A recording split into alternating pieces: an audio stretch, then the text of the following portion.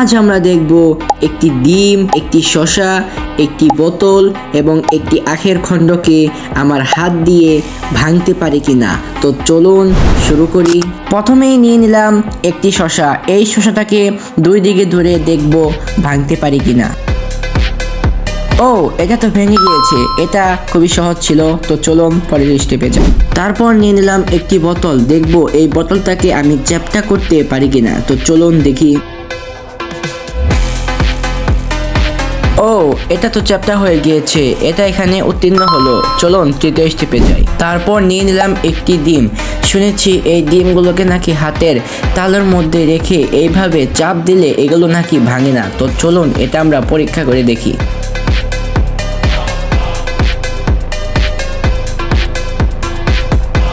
কয়েকবার ট্রাই করে দেখলাম, এটা সম্ভব হচ্ছে না। যদি আপনাদের বিশ্বাস না হয় তাহলে বাড়িতে একটা ডিম নিয়ে বানিয়ে দেখুন। ফাইনালি এখন পালা এই আখের টুকরার। তো চলুন দেখি এটাকে আমরা ভাঙতে পারি কিনা। যদি ভাঙতে পারি তাহলে আপনাদেরকে সাবস্ক্রাইব করতে হবে।